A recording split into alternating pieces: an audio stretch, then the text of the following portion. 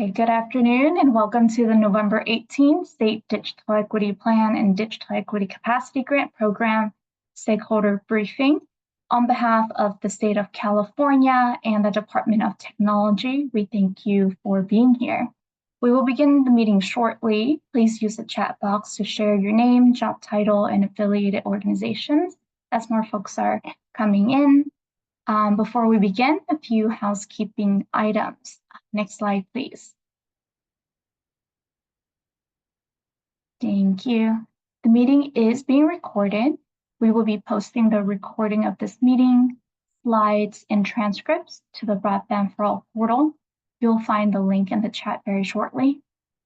Presenters, please cue Amanda to advance your slides.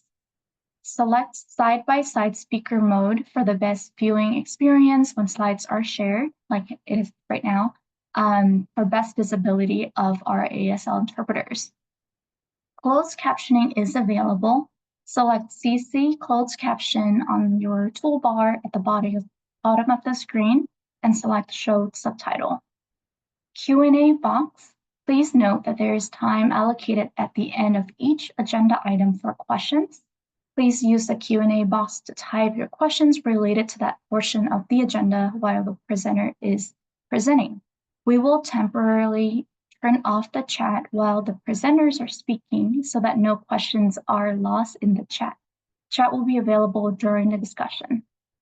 Additionally, at the end of each agenda portion, please use the raise hand icon on Zoom or *9 if you're calling in by phone.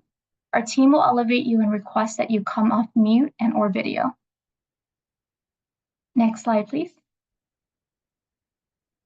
We have a full agenda this afternoon with an opportunity for discussion after each agenda section. We welcome you to turn on your camera and mic to participate.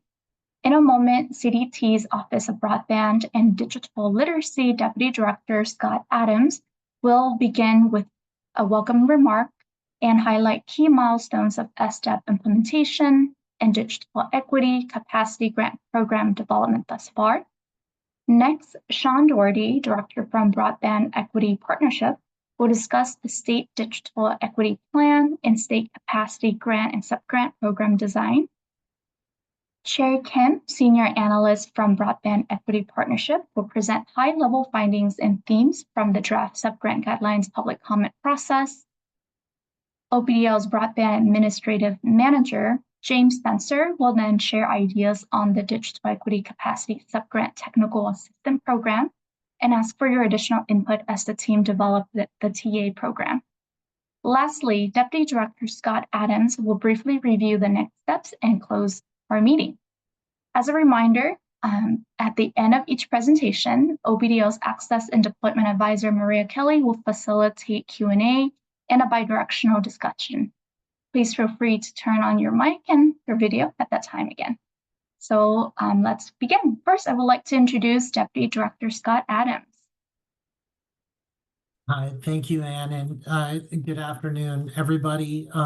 It's our pleasure to welcome you to our most recent stakeholder briefing that has, been a series of briefings over the last several months.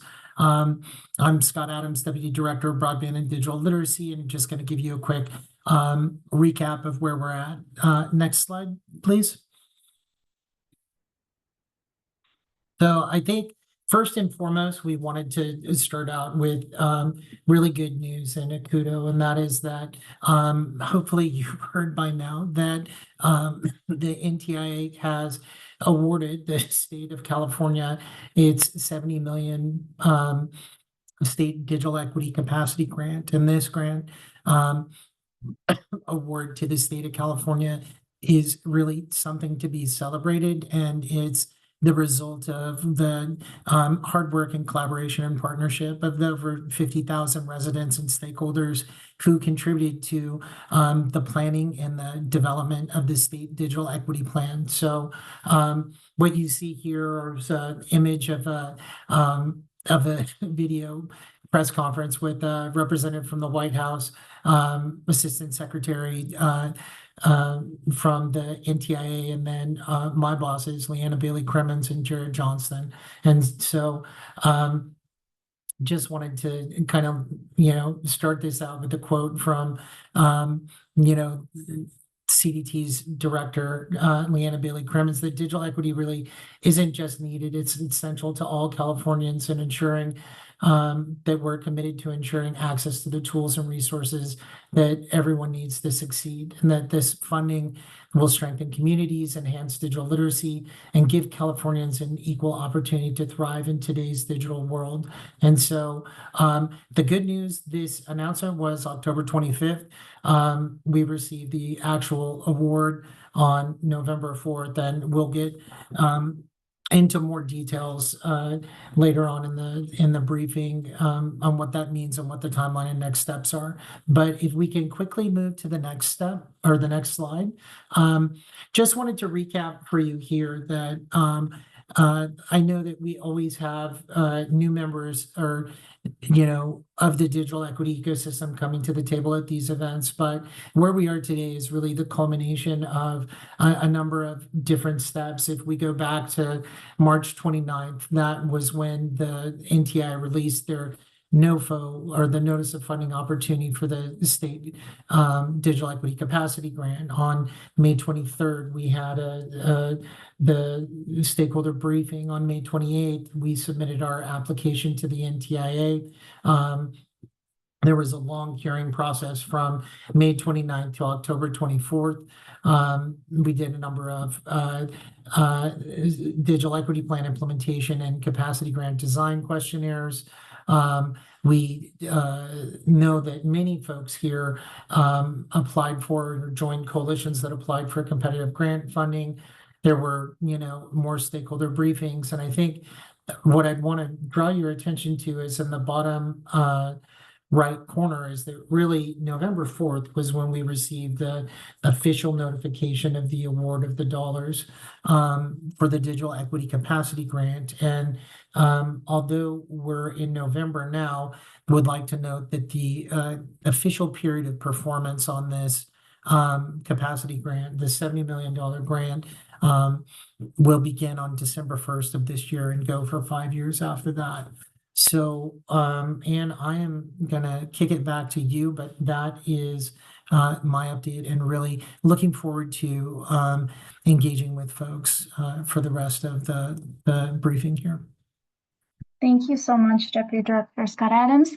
I would like to pass the mic to Access and Deployment Advisor Maria Kelly to facilitate our discussion. Thanks, Anne. Thank you, Scott. We will have periods of time for question and discussion after each section, but we're going to open it up right now. If anybody has a question, you can drop it in chat or you can raise your hand and we'll call on you, and we'll be happy to answer any questions you might have. But also there will be many times that you'll have a chance to do that. So if we don't have any right now, we'll catch you later.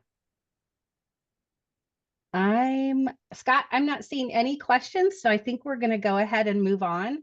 And thank you so much. Keep them in mind, and we'll open up chat so you can drop them in.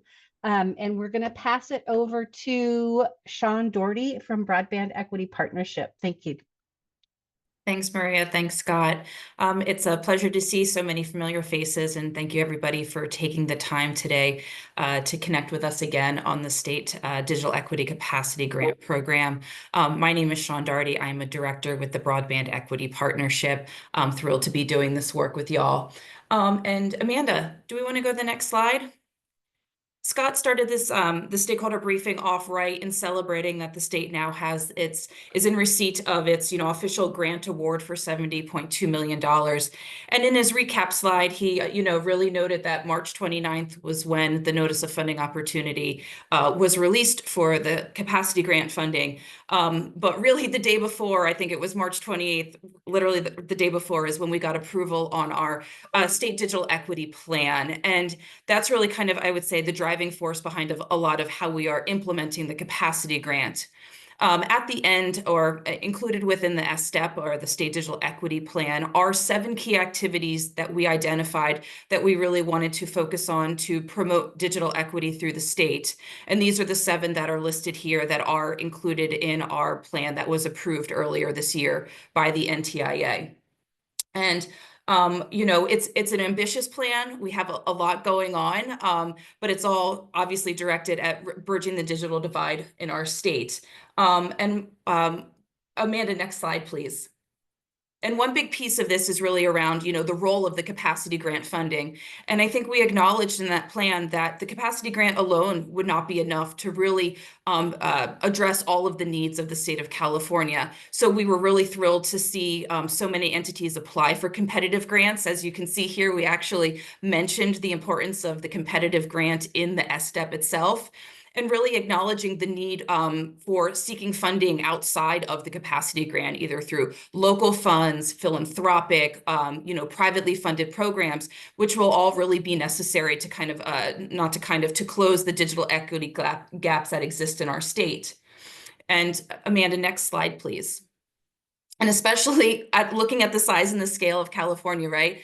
We have over 9,000 eligible entities that we've identified. You know, we have over, you know, roughly about 40 million people that reside in the state, and almost 34 million of them identify as one of the 8 covered populations. So we, you know, have a state that has, you know, high needs, and so we know that the 70.2 million is not going to be sufficient to meet all of our goals. Next slide, Amanda. Great. So right here, this is how we're looking at a lot of the digital equity funding and kind of the broader context when we talk about that kind of the braided funding. How can the capacity grant program that, you know, we're designing be supportive of the CPUC adoption account that already exists? And, you know, how can it partner with recipients of the digital equity competitive grant and work with, you know, our tribal communities through the Native Entities Capacity Grant as well? So it's really, you know, the capacity grant is just one of many funding streams that exist in the state, and really how can we do something different to be supportive of all of these various efforts. And so that's kind of, you know, as just a reminder, kind of the how we came to develop the capacity grant in its current state. So next slide, Amanda. Great. So this is a slide that, you know, if you've been on these calls before, this shouldn't be new information, right? NTIA is the federal grant administrator. They have now issued the grant award to the state of California, specifically to the California Department of Technology, who is the administering entity, and really focusing on these 3 broad areas of how to implement, you know, the program structure through centralized services. What are those items that the state can kind of produce or procure on behalf of the ecosystem? What are those state agency digital inclusion efforts? Where are existing state programs doing excellent work and helping to support those? And then also, you know, the creation of the digital equity sub-grant program, grants to geographic units and or entities that are doing the digital inclusion work on the ground in the field with the communities of need. And so, Amanda, next slide, please. Great. And so, you know, diving a little bit deeper into the Digital Equity Capacity Subgrant Program, because I know that's of interest of a lot of people on this call, and Che will get into, you know, some of the public comments that the themes of the public comments we received. You know, we designed the Capacity Subgrant Program to really focus on some key issues or key deliverables, right? Funding entities to implement, you know, the statewide digital equity plan, right? In service to that, how are we using the program to address barriers, local, regional, state level? How can we utilize the capacity grant to really develop and strengthen ecosystems and really increase capacity? Because capacity, again, was a gap that we had heard about throughout the planning process. How can we fund trusted messengers? Those entities who are working in language on the ground have already developed those relationships. And how can we, you know, encourage statewide innovation, as well as continuing to fund, ensure that funding reached all corners of our state. Great. And if you want to go to the next slide, Amanda. right? These were some of the allowable uses that we had included in the subgrant program, developing local digital equity plans, developing broadband adoption plans and campaigns, providing digital navigation services, serving communities through digital literacy and skills training, maybe some targeted device distribution, and of course, workforce development training and apprenticeships. These are all allowable uses for the capacity subgrant as identified in the documentation that has been released to date. And next slide, Amanda. Great, and this is kind of the, how we broke down the subgrant design, right, into really two tracks. The first one looking at regional and local ecosystems with distributions of funding based off of a formula, which I'll go over actually on the next slide. But this is really about, creating that local capacity to serve communities on the ground. And then the track 2 is really statewide ecosystems. What are those, looking at entities that serve either targeted outcome areas or serve covered populations, and maybe those that might be better served with a statewide effort as opposed to something that is highly localized. So this is, kind of the proposed subgrant design that we had released, both the track 1 and the track 2. And Amanda, do you want to go to kind of the last slide on my section? And this, again, was, part of the grant guidelines that we released, the proposed, track 1 funding formula. We had kind of gone from an initial one to an alternate formula that once again was engaged or informed by public input. So your feedback does matter. Looking at total population within a geographic boundary, in this case, county level, and then 25% for lack of broadband availability and adoption, but also, having that minimum allocation at the county level to ensure that all counties or all geographic areas did get at least a minimum amount of funding. So that concludes the kind of overview of how we, just a reminder of how we designed the capacity grant program and the subgrant and how we kind of got to where we are today. And with that, I think we're going to open it up for discussion before moving on. Thank you, Sean. And yes, we are going to move to the discussion and any questions that you might have, again, on the STEP and state capacity grant or subgrant program design. If you would like to ask a question, please use the raise the hand function at the bottom of your Zoom, we will prompt you to unmute yourself and turn on your camera.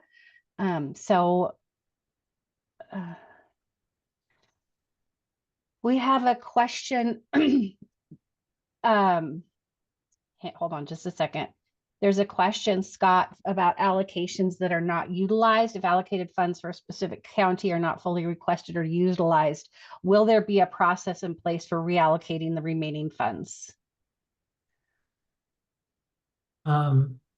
Thanks, Maria, for the question. And, we're looking at that. Some folks had brought that up and asked that question in public comment. And that's one of the things that we're taking a look at, because I think the top line on all of this funding is it's one-time funding. And as you'll see later on in the program, when we talk about the timeline, we'll have 9 months from, December 1st to identify every expenditure throughout. So our intention is to create a subgrant program that's flexible enough that the county allocation, whether it's individual counties, coalitions representing multiple counties or regional, go in and receive that money, because we're not going to have a whole lot of time to roll that over. And we'll have more about that in our December stakeholder briefing. Thank you, Scott. I appreciate that. Question from Amy. Amy, did you want to ask this or you want me to read it? Would you prefer I just read it? Were there any changes made to the design of the subgrant program as a result of public comment? That's still to be determined. We have been very thoughtfully and methodically looking at all of the public comments and analyzing those There's a process on our end that we have to, go through our administrative review with CDT and others. So we haven't made any changes, but to the subgrant design. But it's not saying we won't. We're gonna take some time and we'll come back and report out on any of those in December. Thank you, Scott. And yeah, these are great questions, and some of this we will touch on in our upcoming presentations. But thank you so much for including them for us today. I see a couple questions. Again, we're going to be answering these questions as we move through the process. And I do not see any hands raised. And thank you for these. We will keep tracking and making sure that we are answering as many as we can, but also that we will be touching on some of these as we move forward. So go ahead, Scott. Maria, I was gonna say, Yeah. I was looking, it looks like Mr. Heckman has a hand up. I do not see a hand up on this side. Thank you for that. Yes, Okay. if you'd like to unmute yourself and ask your question. Hi, thank you for considering me. I'm not turning on my Thanks. camera because I'm not in a place where that would be appropriate. However, I'm curious as to entities such as nonprofits who are providing many of these digital skills, digital equity trainings already through philanthropic means. We could use some more funding to proliferate their activities, particularly in affordable housing and subsidized housing developments. And I'm wondering where they might fit into this sequence of grants. Thank you, Mr. Heckman. I believe your sound was a little bit distorted, but I think you were saying that there were a number of different organizations, CBOs, housing entities that might need funding to do this work, and where would they fit in to the equation? Is that correct?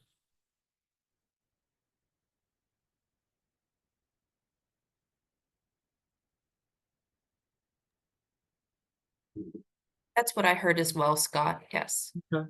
Well, I think in an answer to that question, ideally, what we're really seeking with the draft proposal, and obviously we got a lot of public comments, so we're taking a look at that, was that the idea was that we could make the most use of this one-time funding, particularly when you weigh it against the Public Utilities Commission's California Advanced Service Fund adoption account, the competitive grant funds, the native entity funding, and the capacity grant funding. Is that really ecosystem, capacity building and local planning would be it. And so, the first track that we proposed was that, coalitions would align behind one lead entity, and then, kind of that team would apply for the funds and disperse it to achieve the aims of the plan. So I think that, nonprofits and housing entities really would be encouraged to kind of be a part of those as like a partner in a grant application, or potentially, as a second tier grantee once the funds were received regionally or locally. Thanks, Scott. I'm sorry, my microphone was not functional at the time. That's yes, okay. Loud and clear. there are entities providing social services, for instance, inside of subsidized housing developments that are doing this now and relying upon contributions from building owners as well as philanthropic organizations. And we just, saw this an opportunity to supplement something that's already been done and expanding it and providing more depth to it. And we were wondering if this is the right place to look for funding. Thank you. Thank you for coming. Thank you for your input. Yeah, thank you so much. We have a question. Gina, has her hand raised? If you could unmute yourself and turn on your camera, please, and feel free to ask your question. Hi, can you hear me? Yes. Okay, great. I think this is a more important question than the one I had typed. The affordable housing situation where they are offering uh, digital, some type of connection to the internet. My experience, which, we are definitely boots on the ground and we work with lots of folks, is what we're finding is that the internet that's provided is insufficient. And I really hope that we would be able to look at the efficiency of internet getting to all of the units in a particular development, because what is available is really not what we would expect. And I'd hate to throw good money after something that we are thinking is working, when in reality, if there's 50 units, maybe the unit that's furthest away from whatever where they plug in is not getting what they're needed. That's what I'm finding.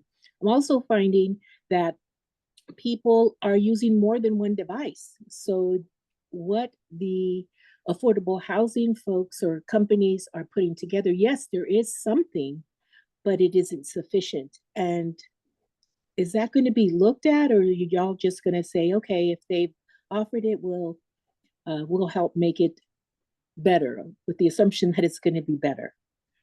Well, I think, Ms. Gates Lopez, it's good to see you again, and Nice to see you. obviously great points, and great concerns. What I would do is kind of pull back the lens a little bit more on broadband. And so the state has used, billions of both federal dollars and state dollars to invest in infrastructure, both in the middle mile and the public utilities, commission through their advanced service fund, their federal funding account, and now nearly $2 billion of BEAD dollars that are going to be sub-granted out. I think that those investments are going to have more of an impact on potentially upgrading service at those locations. The digital equity capacity grant dollars are, based on the notice of funding opportunity from the NTIA, are really, encouraged to focus on the non-infrastructure pieces. Right. And so while the points are incredibly valid, and that there's parts of the state program that are, significantly working towards those, the capacity grant funding and sub-grant funding isn't necessarily, there's just not enough of it to put into things like that. Well, thank you so much. Well, included with that is, I'm finding that the let's say their computer labs can be closed very early, and that is supposed to be offering the digital training. So just keeping eyes open and being smart shoppers is what I'm suggesting. Thank you. Thank you. Thank you. And Anthony has his hand raised. If you would like to unmute and turn your camera on and ask your question, please. Hi, thank you guys for taking my question. Anthony Bailey here on behalf of the West Fresno Family Resource Center. The question I have for you is for those that are in the health space and the community health space. What's going to be the best entry point for those of us that already have teams on the ground that are doing community health work? What's the entry point for us to be able to tap into funding so that we can include some of the digital literacy and some of the adoption awareness? And just services provided into what we're doing in the community already. I noticed you mentioned collaborating for some of the grant applications. Is there a space or an ideal kind of touch point for us to be able to connect into with that? Thank you. Yeah, it's good to see you. Thank you for the question, Mr. Bailey. And so, so the state digital equity plan had a couple of missions, and that was to identify both the common and specific barriers for the 8 covered populations that were mentioned or called out in the Digital Equity Act, and in collaboration with the public, develop strategies to overcome those barriers that also would lead to increased outcomes and key policy priority areas. And so first and foremost, the goals and mission of the kind of the larger Broadband for All program is identifying those common barriers, addressing the access or availability of infrastructure, helping to address affordability, and then all of the dimensionality of the overcoming, barriers to adoption. And so really, I think at the first level, that's what we're encouraging this funding to do, but also acknowledging that the way that we propose the draft guidelines for the subgrant program is that a lead entity could put together a coalition that included those trusted messengers or unique entities that were specific to the covered populations in need that there were. So if digital health navigators were set up really strongly in one potential area, that they could be a part of that coalition and be a second tier subgrantee. So I would say that that's the main piece. The other part would be to look at track 2 of the subgrant program that Sean was mentioning, which was looking at a statewide level where we'd like to give kind of block grants to focus on specific interventions or innovations for covered populations or in outcome areas. And so healthcare access and health outcomes are one of those. So I think, more than likely as a member of a coalition and a sub-tier grantee in the track 1, and then potentially, if it's at a statewide level, looking at track 2 for funds.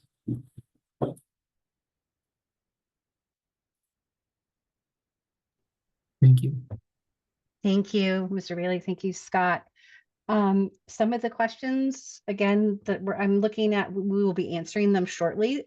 So we'll leave them, we'll hang on to them, and if we'll revisit them. And I think we are ready to, I don't see any more hands raised. So we can move on to Shay Kim, Senior Analyst with Broadband Equity Partnership. Thank you so much.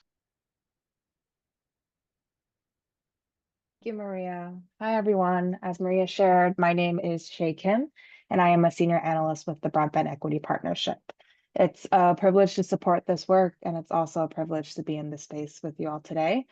Next slide, please, Amanda.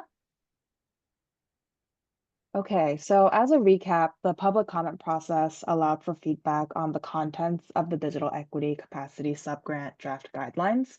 The draft guidelines consisted of 12 sections outlined here, as you can see, from program background to a proposed schedule of activities. Next slide, please.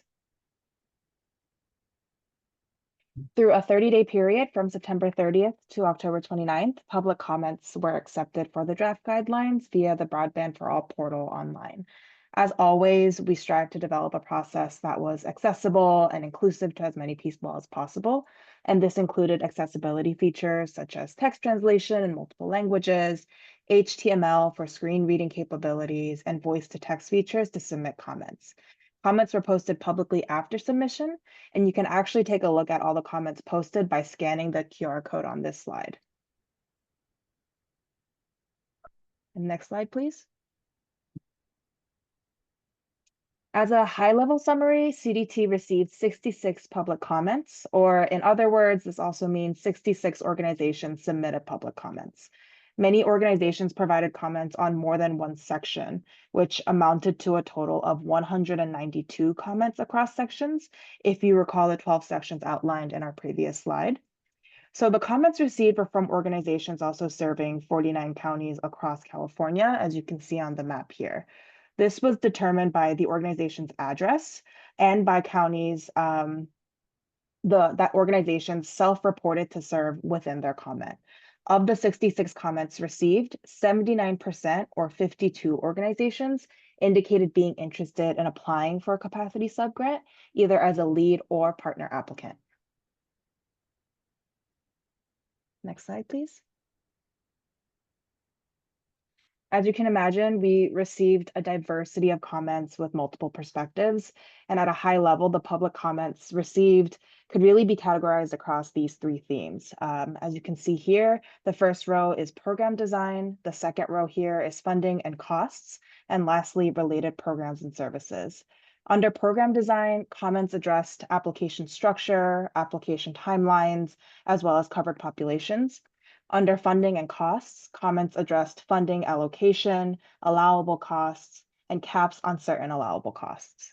Under related programs and services, Comments here really address centralized services and data collection requirements, information on the state digital equity plan progress and the broader capacity grant, as well as what kind of technical assistance provisions might be made. Next slide, please. The next and final slides of this section go more into detail for each public comment, high-level theme and topic. As a reminder, these are generalized themes for presentation purposes, and more details on the specific comments can be found online if you remember that QR code. The first theme we'll outline here is program design. So related to application structure, comments really addressed partnership structures as well as the number of subawards per county. Related to timelines, comments addressed the application timeline, reporting timelines, as well as the timeline to finalize partnerships and second-tier subgrants. Related to covered populations, comments addressed the definition of covered populations. And we want to spend some time here because a number of commenters mentioned covered populations, and we want to really reiterate that the Federal Digital Equity Act is clear on the 8 covered populations meant to serve through the statute, and the state is bound to those. However, we also absolutely acknowledge the intersectionality between the covered populations and other groups. So this relates to another topic of public comments received, which was the intersectionality with other groups, including Native entities, foster youth, and the LGBTQ+ community. Next slide, please. The second theme we'll outline is funding and costs. Related to funding allocation, comments really addressed the funding formula and allocations by track. Related to allowable costs, comments addressed clarification on allowable versus unallowable costs. And related to cost caps, comments really addressed more clarification or suggested changes to indirect and administrative caps and device planning and subsidies, as well as advance payments and reimbursement schedules. And next slide. The final theme we'll outline is related programs and services. Related to centralized services and data collection, we really saw comments asking for more information related to centralized services, as well as requirements that are related to data collection as it relates to the DE survey and DEEM tool. Related to the State Digital Equity Plan and Capacity Grant, we saw comments asking for more information on SSTEP progress in general, as well as information on the capacity grant progress and how this will relate to the opportunity we see here today with the subgrant program. Related to technical assistance, we really heard from folks asking about partnership support for local entities and smaller CBOs. We saw comments around guidance around allowable projects and entities, and lastly, guidance around outputs and outcomes. So we intentionally wanted to end our section here on technical assistance because the next section after discussion, we will be focusing on technical assistance. We'll pass it back to Maria. Thank you, Shay. Really appreciate how you put that all together so clearly.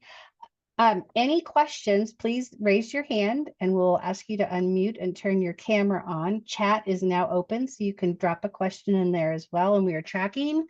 We'll move to this discussion portion on the draft guideline public comment process. Please, we'll just pause for just a moment. If there are any questions or elaborations.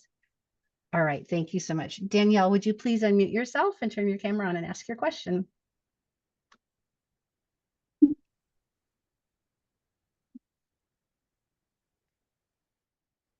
I think you unmuted yourself, but we don't hear you yet. There you are. Can you hear me? Yes. Okay. I was just wondering if you all have any feelings or sense of, is this going to, are you expecting any changes based on the change in the administration and the claims of slashing government programs? Since this is a federally funded grant. Yeah, thank you for the question. I know that folks have been kind of watching the the developments on the national stage.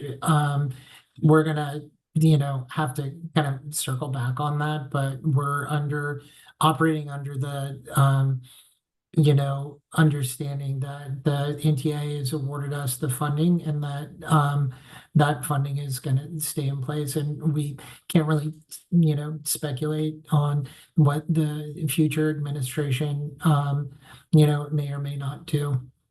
Yeah, okay. Thank you for the question. Yeah, thank you, Danielle. Any other questions? Anybody want to raise their hand? All right.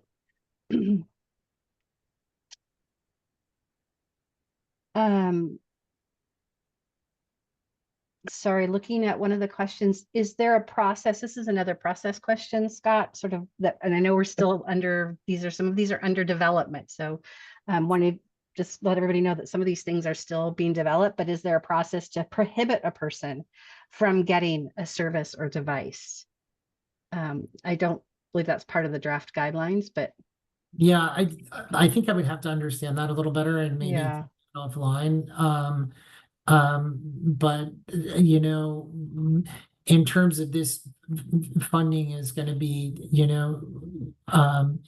distributed to regional and local, entities to provide services to members of covered populations in their areas. And so would have to, again, find out a little bit more, would love to get an email from you that kind of scopes out the question a little more.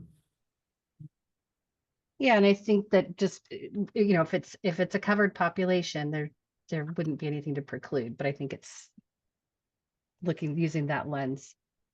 I have, if Carolina Mendez, could you please, there you are.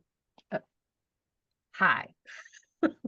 Hey, sorry about that. I think I logged in using a link. So Patrick Messick from Oakland Undivided here. Thanks for this informative presentation. The CDT draft guidelines explain that subgrantees are required to adopt centralized services procured by CDT. How will input or revisions from local communities be incorporated into these required services to address the needs of diverse localities? Thank you. Thank you, Patrick, and it's good to see you. Appreciate you, coming in. And so, yeah, we're mulling over the feedback we got on the centralized services that,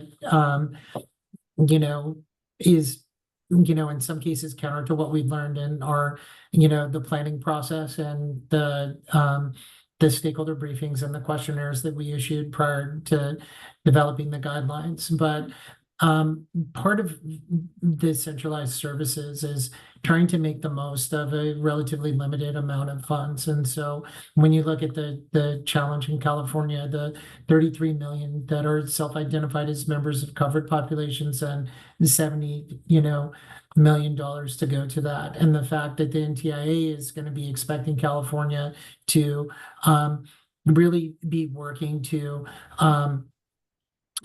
overcome the common and specific barriers for each of the 8 covered populations. That includes not just the access and availability and the affordability, but the those barriers to adoption, which can be sometimes access to digital literacy training and things like that. So the centralized services are acknowledging that the subgrantees who are funded by these dollars are part of a larger program to accomplish the goals of the state. And so having centralized services that support the aims of the plan is really the intention of that. And so,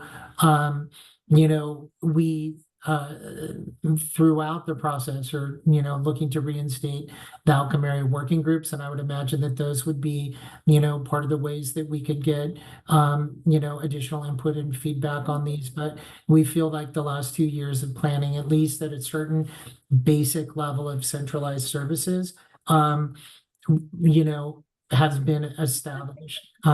That being said, I think you bring up an interesting point, is that we know that these are going to be regional and local efforts, and that all counties and communities are not the same, that they have different needs. And so centralized services may not work for all members of covered populations in all areas.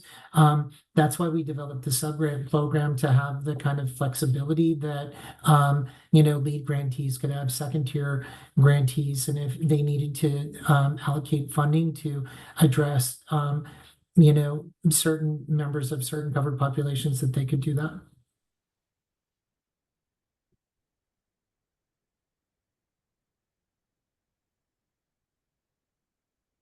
Thank you. I apologize. Carrie, yes, please. Could you please ask your question? Thank you. Hi.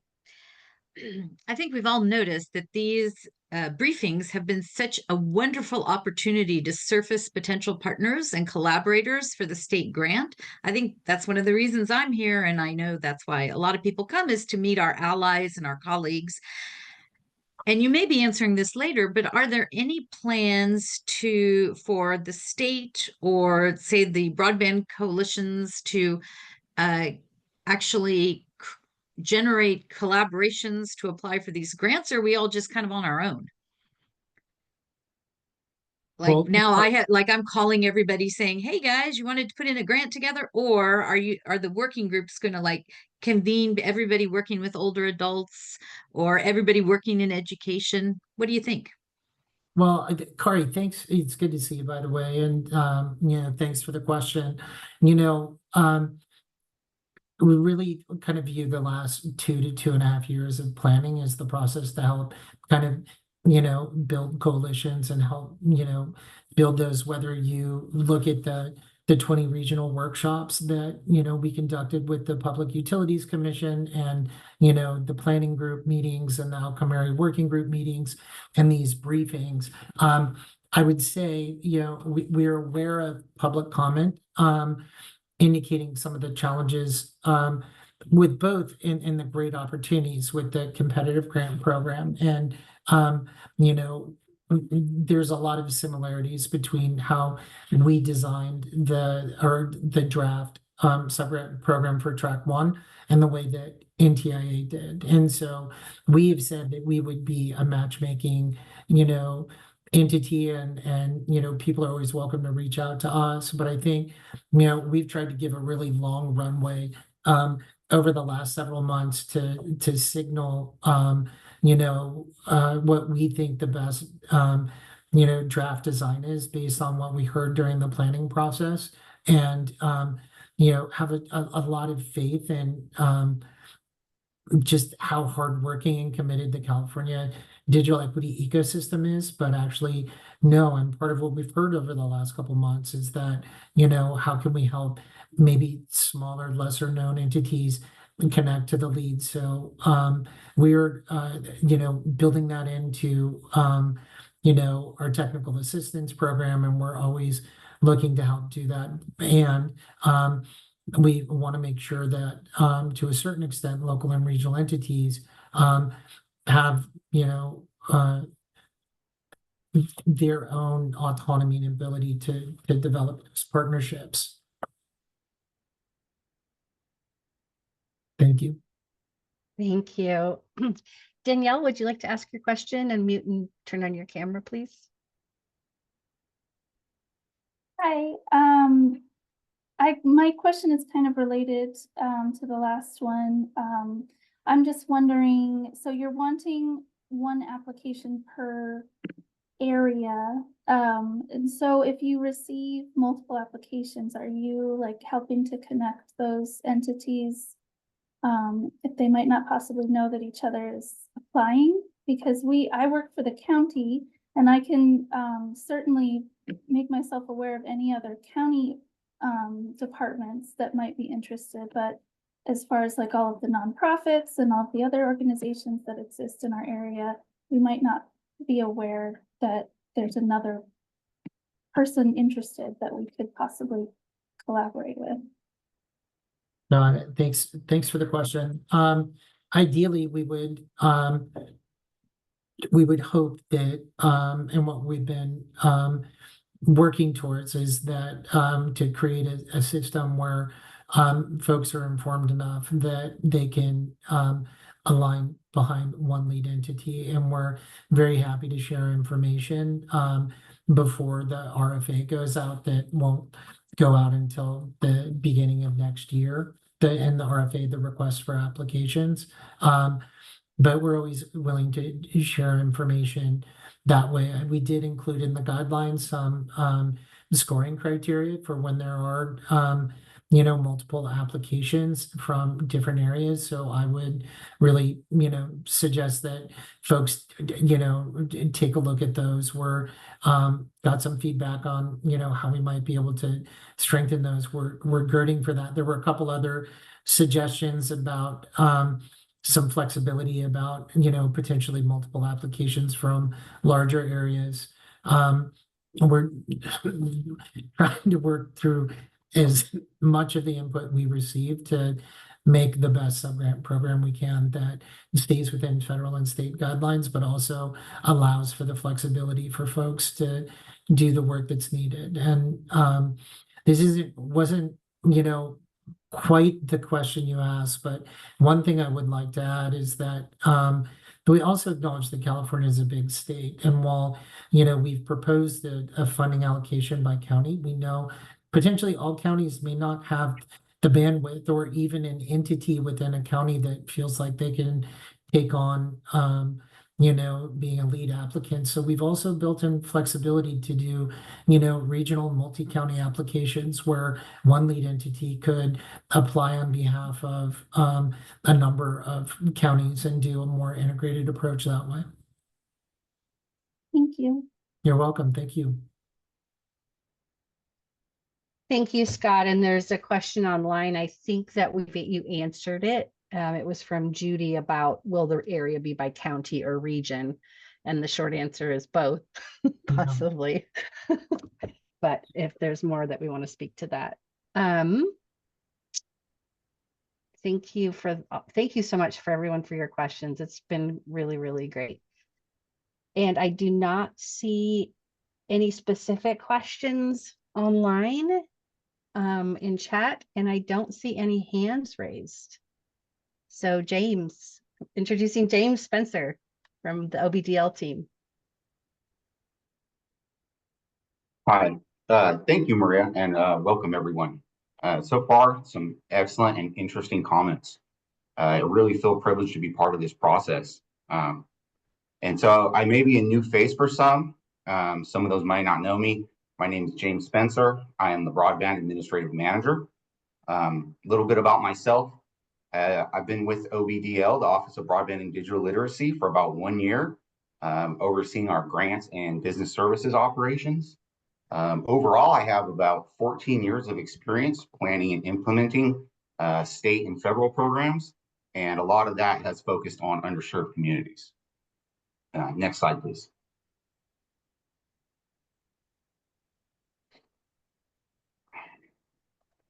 And so based on stakeholder briefings, questionnaires, and public comments over the last few months, the CDT team is working to build out a technical assistance program to support the Digital Equity Capacity Grant sub-grant program applicants.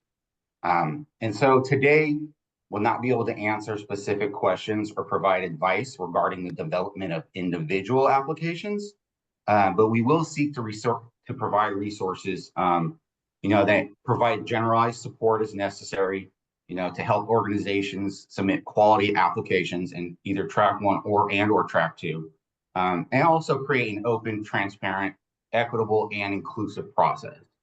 And so I can say right now that the technical assistance program is still being designed and it isn't finalized.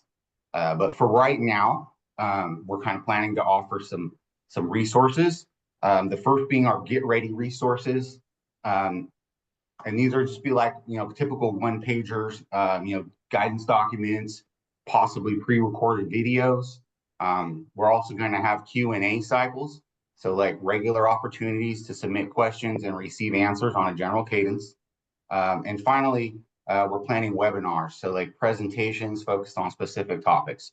And, a lot of the comments that we received today will help shape that. Next slide, please.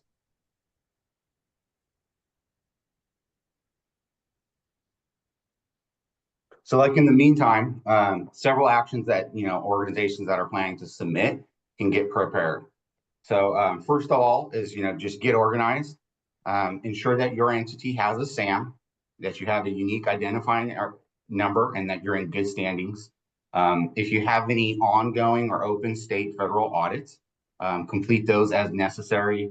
And then, make sure you're bookmarking the Broadband for All portal so you have easy access when it comes time.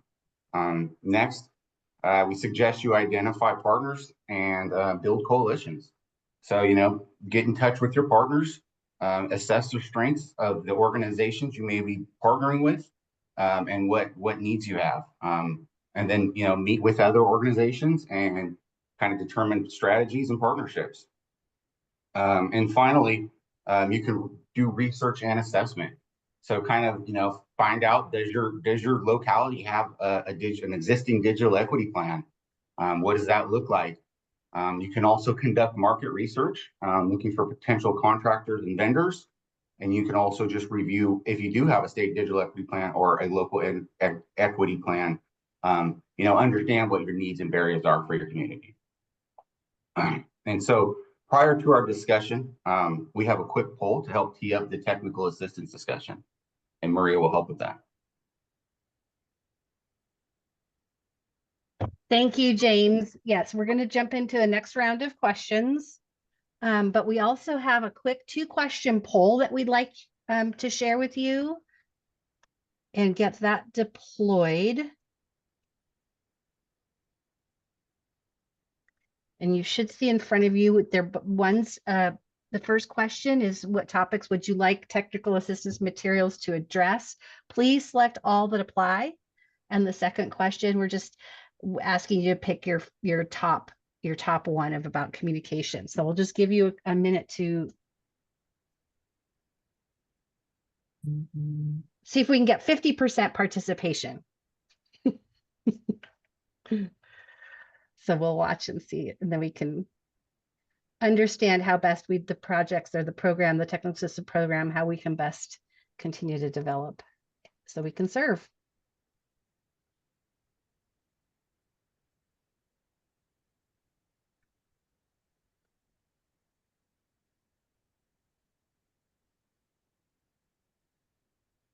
And thank you for your patience while we do this, and appreciate your engagement as well. It's very helpful.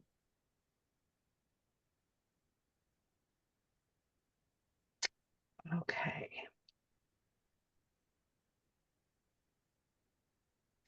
Everyone's doing really great. Thank you so much. We're still populating it, so I'm going to leave it up just a little bit longer. And then we can share the results. And it looks like, James, it looks like under how we prepare to raise questions, it's all 3. It's looking like everybody likes to communicate in the 3 ways. Okay, let's go ahead and end the poll. And so we can go back to questions. I do want to go back to one that got buried a little bit, and it's somewhat related to technical assistance, but it's more about allocations too. So we want to be able to catch all these up. So Scott, if I can move back a little bit to, I have a couple. Let's start with this one. Will CDT make any changes? I think we've answered this one, but will CDT make any changes to the draft guidelines based on the 60+ public comments to the state? And I think we touched on that at the beginning, but would you please remind us what you shared? Yeah, so we're very grateful for the public comments. We may and most likely make some changes. How substantive, I'm not sure about that, but over the coming weeks, we will do those, and we intend to come back in December at our stakeholder briefing to share with you folks how public comment, has led to any modifications to the guidelines. Thank you, Scott. And then we're kind of catching up again on a lot of all the catch-up ones. There was a question about track 1 and track 2, and thank you. We're happy to answer any questions that you have as they're rolling in. There was a question about local and regional ecosystems. If they're expected to receive no less than 54% of total funding, what steps is the state taking to exceed the 54% funding floor for localities? Yeah, thanks for the question, Maria. Again, I think it shared in the conversation with Mr. Messick earlier, like as was outlined in the information that Sean shared, is the big challenge here in California is 33 million self-identified members of covered populations. $70 million and potentially 9,000 eligible entities. How we came up with that language is that we're still trying to figure out how we can reduce the cost that it takes CDT to administer this program and put as much of that funding into the subgrant program, whether it's track 1 or track 2. Part of the challenge with us is we also have to look at, how much impact we can do at scale through state programs. That's why we're looking at centralized services, and really the percentage caps are the kind of like do not go below that we wanted to include in the guidelines that was really reverse kind of engineered when you look at what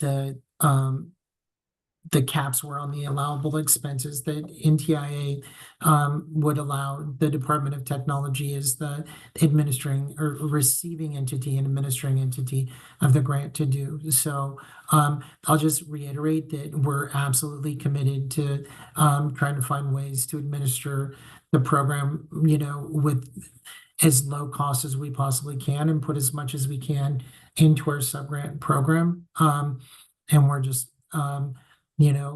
working that through. Thank you. Thank you, Scott. And I want to touch on the results really quickly again on sort of how the technical, as we were looking at, as James said, we took the poll because we want to be responsive and develop a supportive and helpful technical assistance program.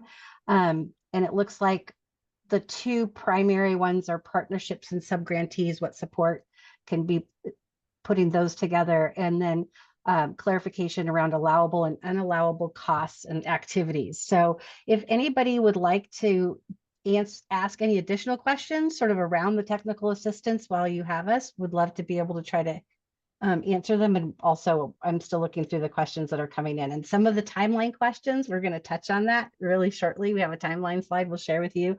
And if we don't capture it there, please elevate your question again.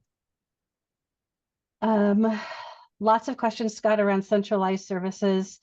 Given that people have raised issues of identifying potential partners in the poll, has CDT given any thought whether or not subgrantees will need to be identified at the time of applying? Yeah, I'm wondering, Sean, are you here? Can you answer that question? Because I know we've been meeting with the NTIA. Sure. Yeah, I think we're still waiting to get verification on that. But we know that, that part of the way the subgrant program has been designed is to allow entities to develop a digital equity plan. And through the development of that, it might change maybe how they choose to administer or who those subgrantees might be. So we will provide more clarity on that once we have more information from the NTIA on whether that's required or not. Thank you. Thank you so much. Dr. Rawls, I see your hand up if you'd like to unmute and ask your question. Hi, please forgive the camera. I'm sick, so Okay. I'm gonna do that. My question is really around the centralized services and specifically the Dean tool. Our community in particular held a lot of hope for what that tool could be, and we have some ideas about what it needs versus what it is. But I don't know where that work is. It just says centralized services. So I'd like to hear more about what that piece of the plan looks like. And thank you, Dr. Rawls. It's always good to see you and learn from, you know, your wisdom and contributions. And so the centralized services, just to kind of go back and recap a little bit for you know, maybe folks who are newer to the conversation, is throughout the planning process, many stakeholders had shared that there are areas where the state could provide like centralized services that could help minimize administrative burden, could eliminate duplication, and create efficiencies. And so there are three kind of buckets that we're thinking about. Those are, you know, developed, procured, and curated. And so the developed centralized services or tools, or the best examples are the you know, the online and mobile digital equity survey that was developed during the SSTEP, or the digital equity ecosystem mapping tool that was developed during the planning process for the digital equity plan. We fully acknowledge that that the first iteration of both the survey and the Dean tool were developed in service of creating the digital equity plan, but those would have to be further modified and updated to support and be of service of tracking progress of both the state and its subgrantees. And we fully expect and would welcome input from the stakeholder community, particularly the subgrantee community, on how we could improve those tools to suit your needs. And also just to, you know, would want to level set and not overpromise that what we would be, you know, seeking to track is on the survey. We would continue to, you know, want to develop and promote greater data, you know, gathering that could inform the progress that the work has been doing, you know, and how the baselines have changing and how we can measure, you know, our progress towards our targets on the digital equity survey and on the Dean tool. We've already had some really, you know, fruitful conversations with a number of stakeholders and continue to seek more. So I'm wondering, Dr. Rawls, did I answer your question?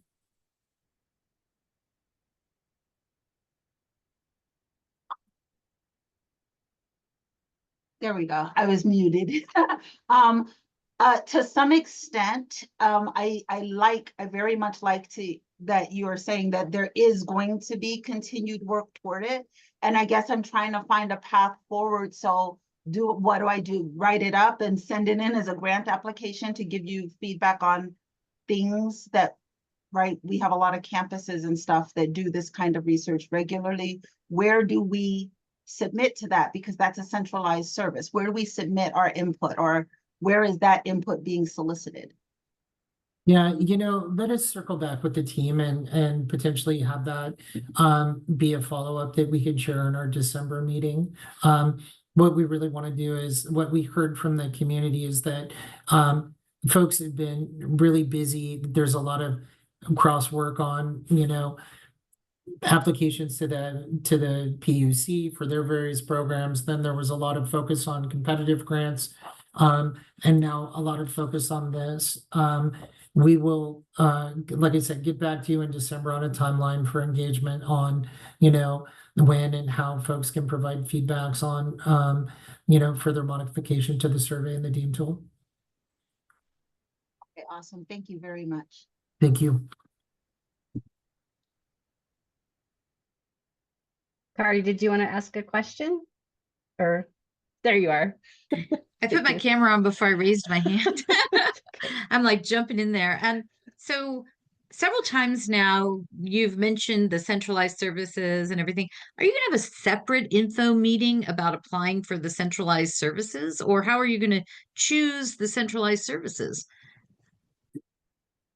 Good question, Corey. And so, you know, in a number of our previous briefings, well, and first, you know, when you look at the digital equity plan, the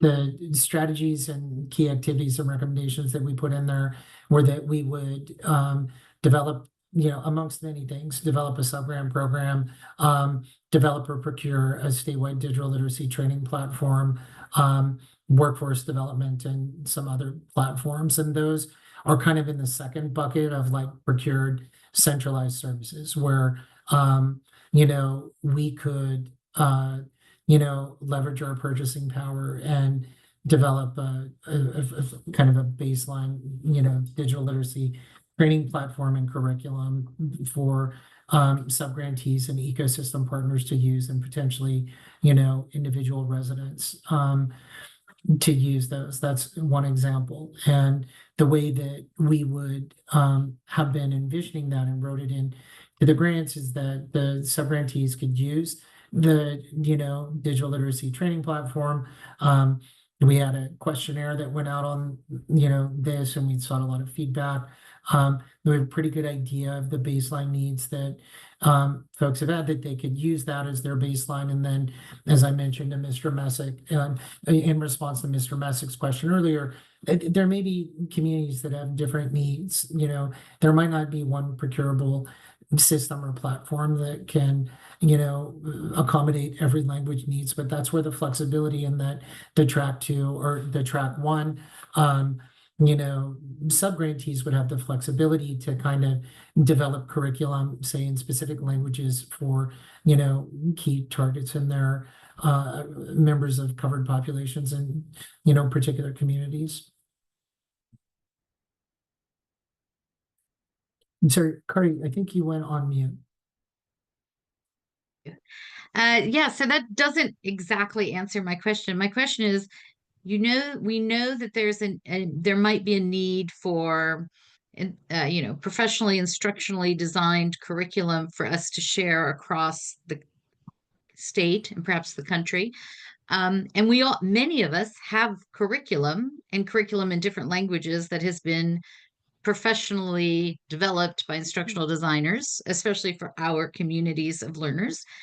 My question is, how are you going to choose? Are you going to have a working group to select curriculum or shared resources? Is this something that internally you'll have a working group, or is it something that we will be asked to submit proposals and you review our curriculum? I'm just kind of wondering if you've had any thought about the process of choosing that not just the curriculum, but other services, because, we have a really robust, as many others do, have really robust digital navigator training as well. Yeah, no, thank you for asking. And I know we've been really transparent about this. Like in our briefings, we had, through our questionnaires, asked folks to suggest vendors that they had worked with that they were satisfied with. We had published those, and then we had done and have done a significant amount of market research and had multiple meetings in many cases with a lot of those. And so, we're taking the information that we heard from the planning process, from the briefings, from the questionnaires, and merging, that together to make a decision on, how we would procure those. Thank you.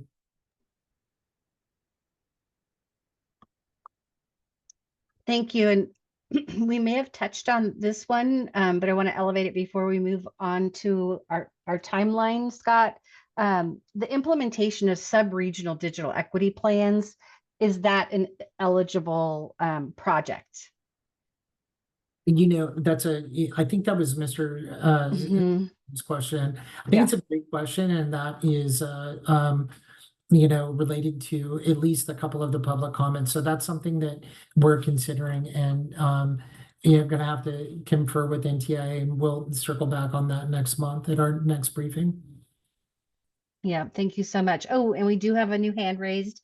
Anthony, if you'd like to unmute and come on camera, please, again. Hi, thanks so much for taking another question from me.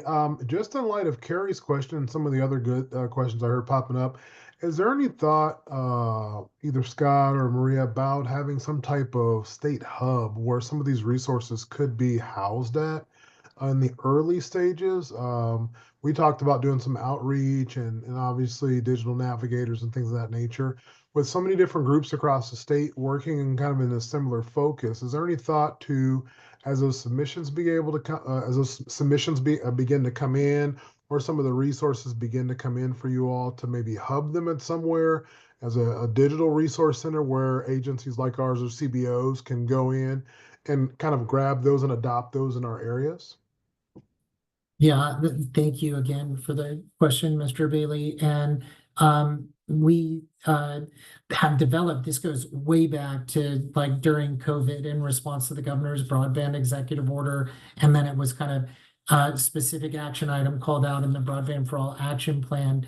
The Department of Technology has developed a Broadband for All portal, which is really the kind of central repository of information here, and we fully do expect and envision that the three buckets of centralized services, be it the developed, procured, or curated, will be posted online and made accessible to all ecosystem partners, not just subgrantees, but other folks as well. And if we could, if someone from the team could drop that link in the chat, that would be appreciated. Thanks for the question. Yeah, thank you so much. We still have a couple questions, but I think we're going to answer them, Scott, as we move on to sort of the next steps portion of the program. And so I will keep monitoring, and if we need to circle back and follow up with them, we can. So, but thank you. Great. So, Amanda, can you advance to the next slide, please? Thank you. Just real quick, wanted to give folks a timeline on the next steps. We've tried to modify our tentative timeline here so that it's a little more easier to consume. You can see in the first row, which is row 1, we're past that phase, and program design, we're still in that phase. We're analyzing public comment.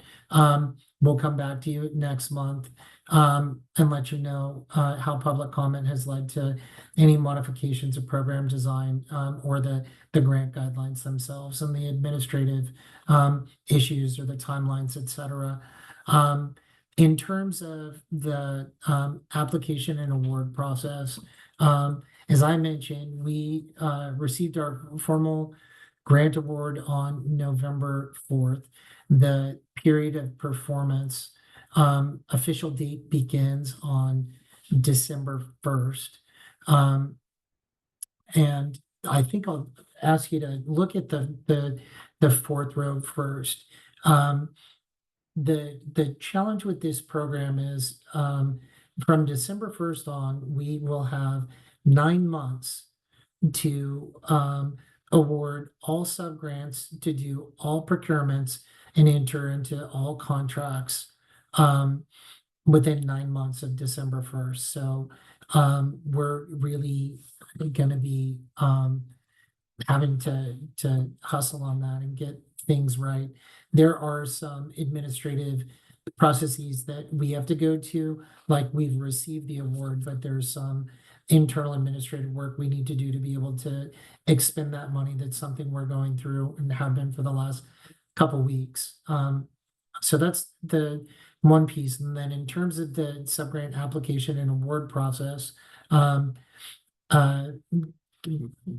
given the administrative steps that need to be done, we're looking at the beginning of 2025 when we will release the request for applications. And so that's sometime after the first of the year in early 2025.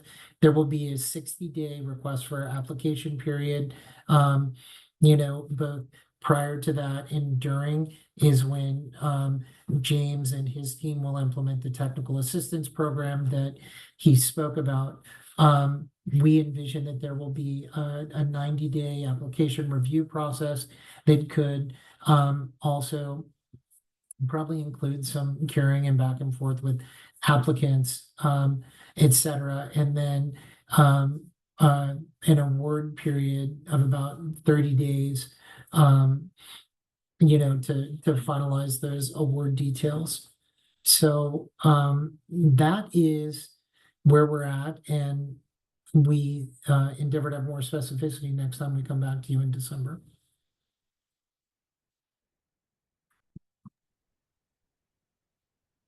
Maria, do we have, Next steps, yeah. obviously, thank you for this.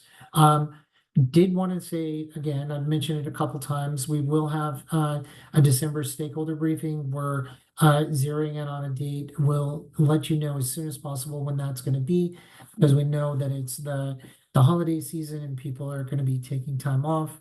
We're going to continue to work through the centralized services and the state agency digital inclusion efforts to really, determine what's feasible. We'll report back out in December on the centralized services piece.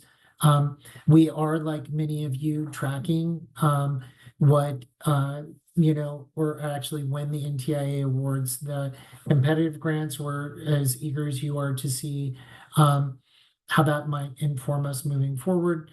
And then obviously wanted to place a reminder there that the NTIA and the federal government's been really great. There's the separate digital equity native entity capacity grant that's out there, and want to make sure that any tribal entities or native entities or groups on this call that are working with native entities that either reach out directly to the NTIA or reach out to our office, and we'll definitely, provide as much information and support as possible about that program.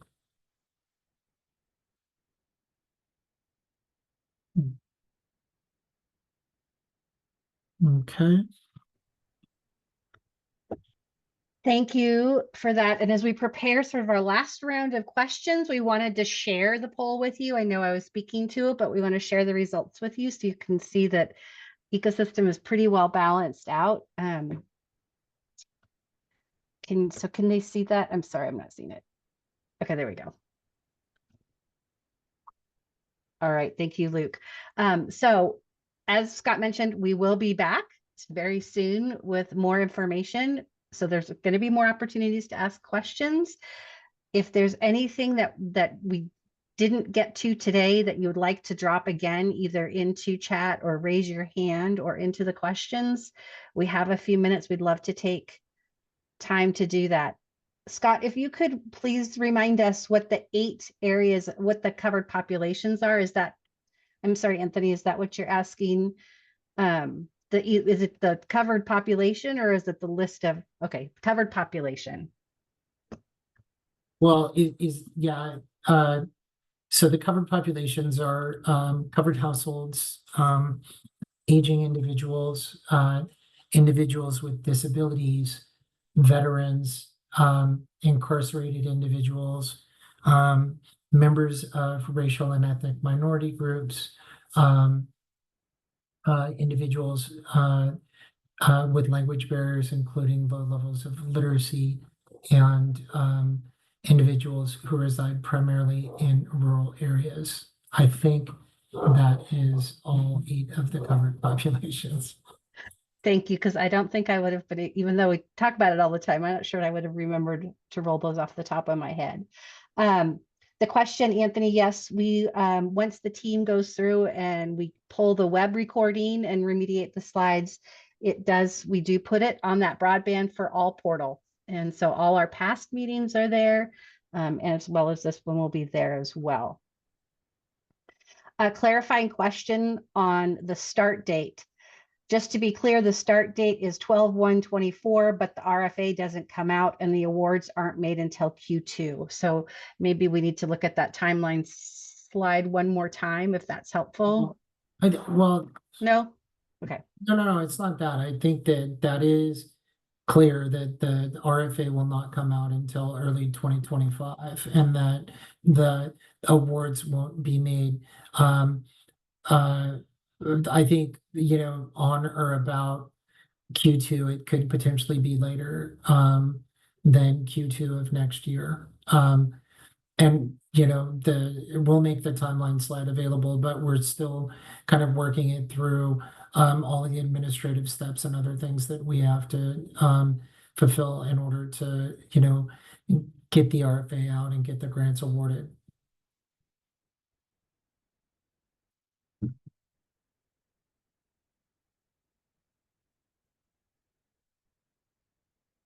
Maria, I think you accidentally muted.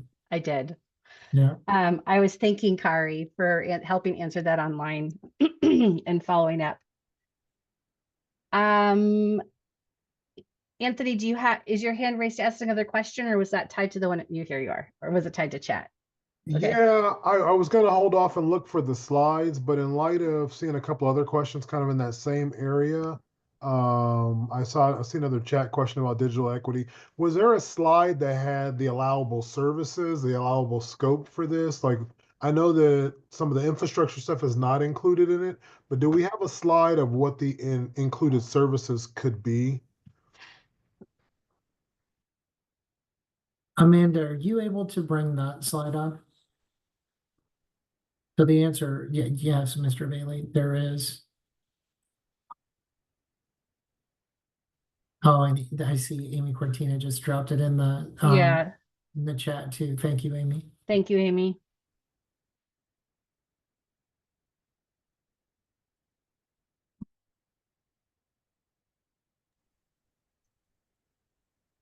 And when we get to the end slide, maybe we can move to the end of it, and Scott will we'll wrap up our final comments. We do have a contact email, so if as additional questions come up, please, you're always free to reach out to the team at any time.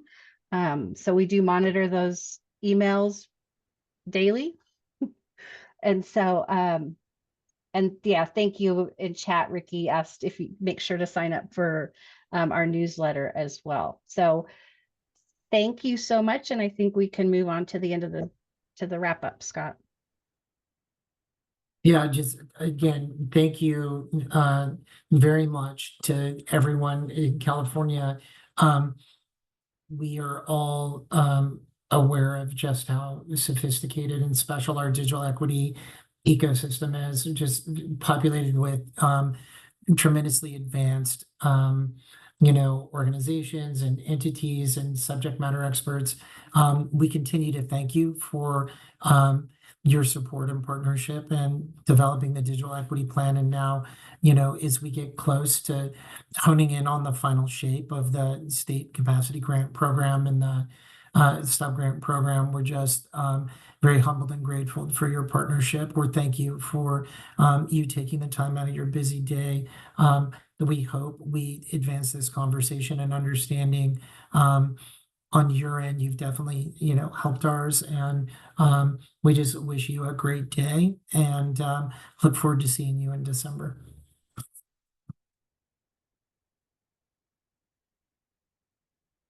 Thank you.